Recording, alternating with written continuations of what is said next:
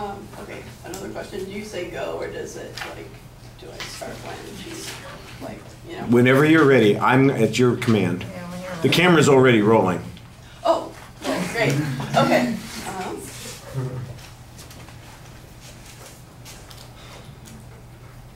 If I had to guess, I would bet that most of you, when you were younger, visited a zoo at some point.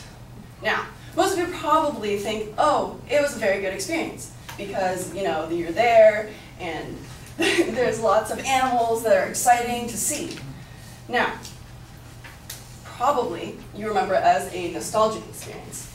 Unfortunately, from the other side of the bars, the animals don't feel the same way. My claim today is that traditional zoos fail to benefit wild animals. In this case, I'm going to define traditional zoos as profit-based organizations that display wild and domestic animals for human viewing. The reason for this is that zoos can't provide captive animals with the resources they need to thrive, and they don't sufficiently help wild populations. Now, first off, enclosing wild animals in habitats that don't suit their lifestyle causes real suffering to the animals, both mentally and physically. The term zoochosis is something that defines a mental illness that is rampant in zoos today. Zoochosis is basically the equivalent of, if you would imagine someone getting locked in a cell or a room for a very long time. They begin to kind of go crazy and exhibit unnatural behaviors. The same is for animals. This includes symptoms of pacing in circles, biting on bars, over-grooming, and even in extreme cases, self-mutilation. Zoochosis traditionally stems from lack of enrichment and space, lack of space, that is. And tigers, for example, the LA Zoo quotes that tigers have 18,000 times less space in zoos than they do in their natural habitat. And it's even worse for, say, polar bears. They have 1 million times less space. Because of the cramped conditions, it causes them to suffer mentally. On the physical side of things, life expectancy of animals in zoos is drastically increased. In some cases, though, there are signs that animals that thrive in communities will do well in zoos, but the big animals that people go to see that traditionally are shown in zoos, their numbers for how long they live go way down. For example, another statistic reported by the LA Zoo is that 40% of lion cubs die within the first month of their life. And for elephants, their life expectancy is 1/3 of what they would have in the wild. So that's just some of the physical drawbacks to enclosing animals in zoos. Now, secondly, zoo education programs are wildly ineffective. So the idea of zoo education is that people will come to the zoos and understand more about the animals, it'll raise awareness, and promote conservation. But this is not the case. A study of US zoos said that, I quote, no compelling evidence that zoos promote, there's no compelling evidence that zoos promote attitude change, education, or interest in conservation among visitors. Another study from Animals in Society said that the average time that each person spends at an exhibit is only around 30 seconds to 2 minutes. That amount of time is not enough for people to understand more about the animals and promote attitudes of conservation. And overall, the programs that do education are not helping wildlife that are captive there, and they're not helping the wildlife that are in the wild because they're not spurring any new conversation about it. Another point I wanted to bring up is that of zoo breeding and the fact that it is very ineffective in bolstering wildlife populations. This is another thing that is a common misconception, is that people think that zoos exist to breed and put things in the wild. Traditional zoos actually mostly stay within their own parameters and breed for themselves. A huge practice, especially in Europe, is something called culling, and that includes the euthanization of surplus animals. For example, they will cull animals anywhere from rodents to foxes to gorillas, any type of animal that is in surplus. For example, the Copenhagen Zoo has reported that 20 to 30 animals are culled yearly.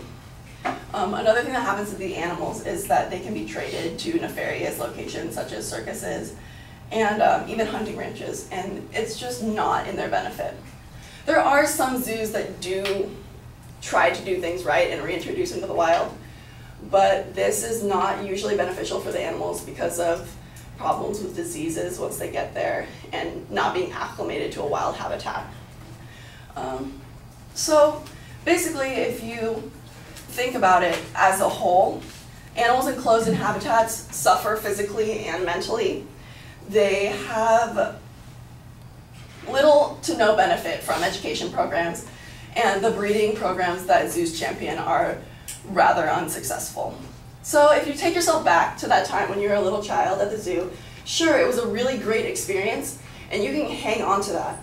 But my hope is that through the education today that you've received, you will agree with me that traditional zoos fail to benefit wild animals. Thank you.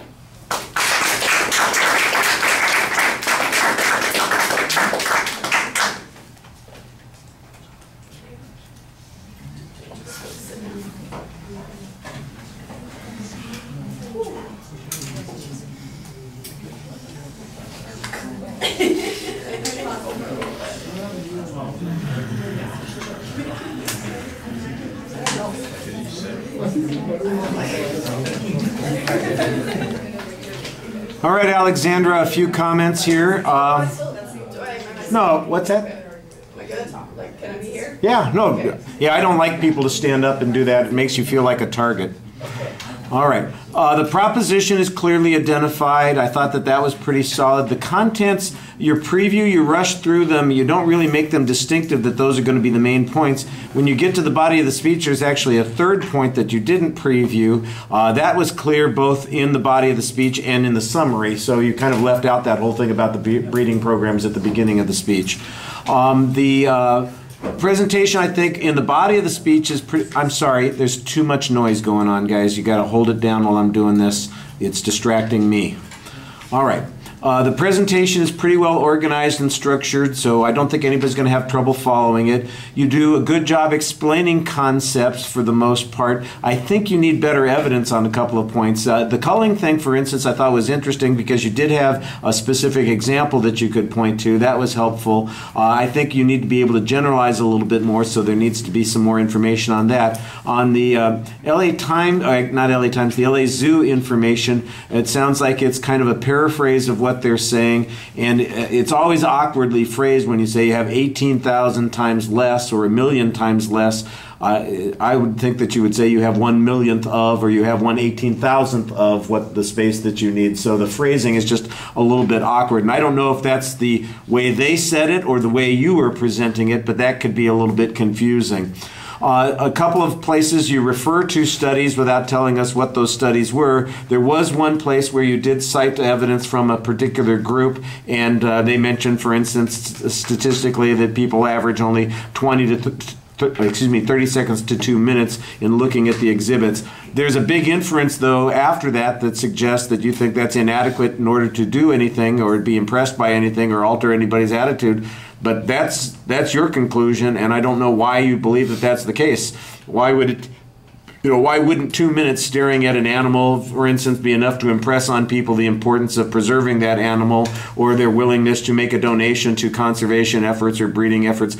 I don't know, but you need to explain because that's your argument. Like I said at the end of the speech, I thought you had a very good summary that was solid. Your presentation is really good. You do a good job speaking to the audience. Maybe you could practice a little bit more, so a couple of places you'd be more fluid, but I didn't think that any of that was problematic. It doesn't undermine your credibility at all, and you've got a very solid exit line. All right, thank you.